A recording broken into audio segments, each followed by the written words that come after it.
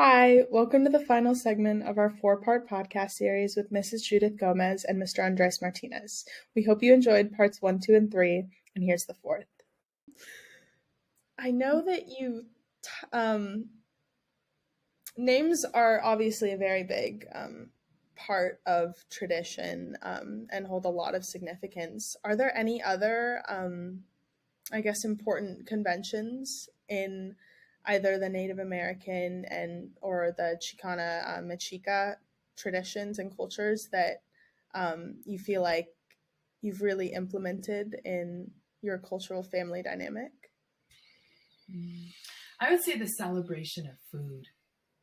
The celebration of food. Food and time. I thought that was such a good place to end, was your story of your name, but now I can't resist. My dad was a laborer, and so he influenced us and taught us about time, and he was afforded that privilege. You'll have to remember, because I come from a matrilineal influenced background. My mom was the organizer. She had to plan the meals. She did a lot of the work, so she didn't get to, contemplate time. But my dad, who was a laborer and was very in tune with that, contemplated time for us, and it's meaningful. So as a laborer, Friday evenings are the reoccurring celebration to life that I think are just pivotal to enjoying life. So in our household, Friday nights mean, how are we going to celebrate? We did another week. Again, referencing, we come from families who work. We're not able to not work. So valuing the cycle of life. So on Friday nights in our household, it's, how are we going to celebrate? Most likely it's like, can we please be together on the couch watching something interesting or listening to some good music or something? But the other one would be then is possibly going out to eat, right? Because we're kind of tired or whatever, we've cooked, and we're a big family. We're a big planning family on our meals and stuff. So it's pretty taboo for us to be eating out during the week, because we got to stay on schedule for school, all those types of things and stuff, right? So we grew up having that celebration, and we've passed that on to our kids. That sense, couch time literally is a sacred part of life.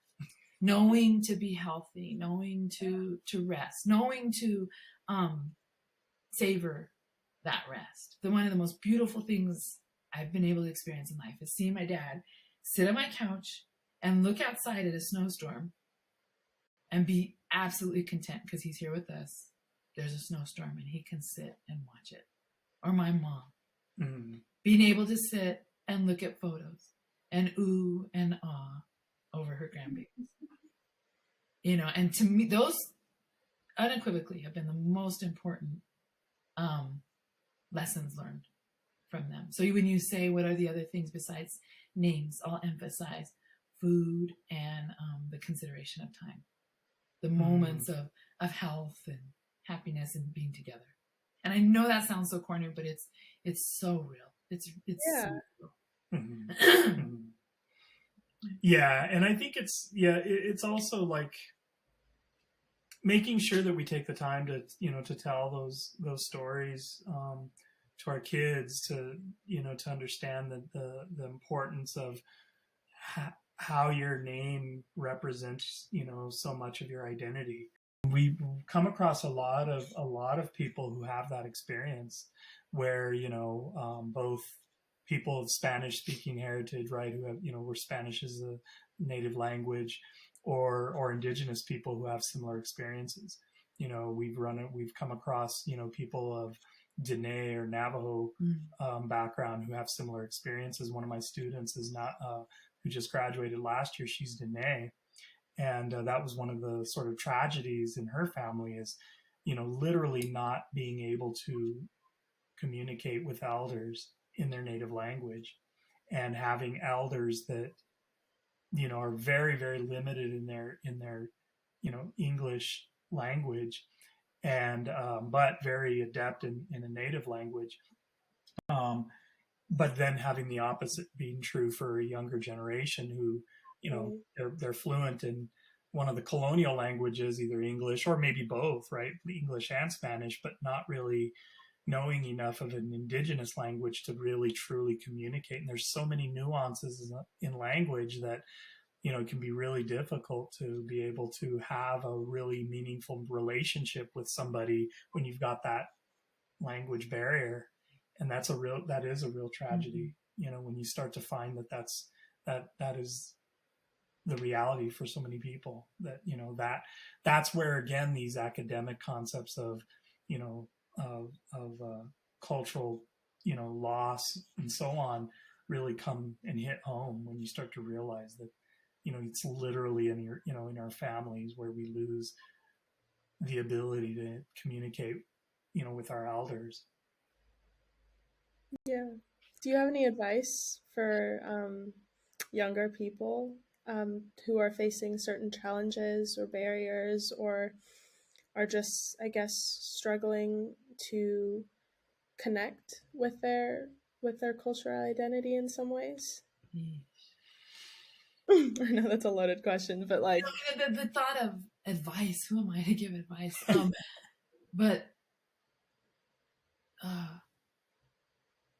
hands down, the language.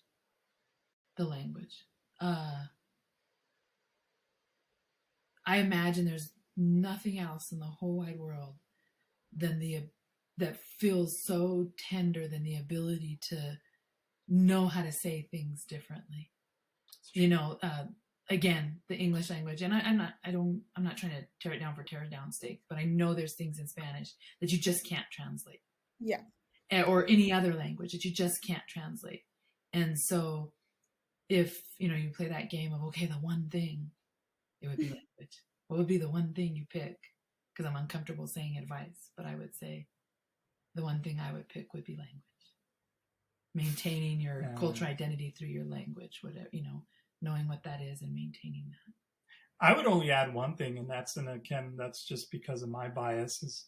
You can say we have instruments and is music. Art, I mean, you know, honestly. And I could say language because I knew he was going to pick art, so we'd still be offering everything. We have this magical tool, right, to be able to have access to so much out in the world, you know, and there's so much accessibility now. Here's my old guy coming out, is that, you know, we have access to so many things now that we just didn't have access to before, you know, and music and art and even, like, you know, people producing like TikTok videos that, you know, are so poignant. They're so they convey. Beautiful. Just, you know, and you know, that show pride and affirmation. We can find ways of being able to affirm our cultural identities in ways that, you know, just not too many years ago was really difficult to do. And now you have these tools available to you to be able to have that.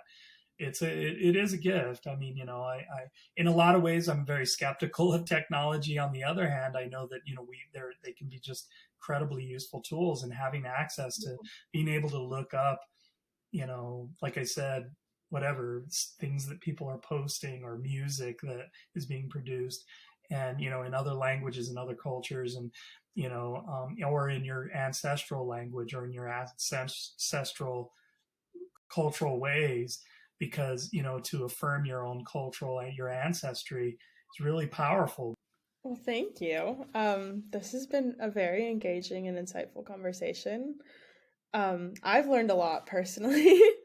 Not only just, I guess, facts, but life lessons from you both. So we really appreciate your time today. I really do. You've given some very invaluable wisdom, so it's been amazing. Thank you.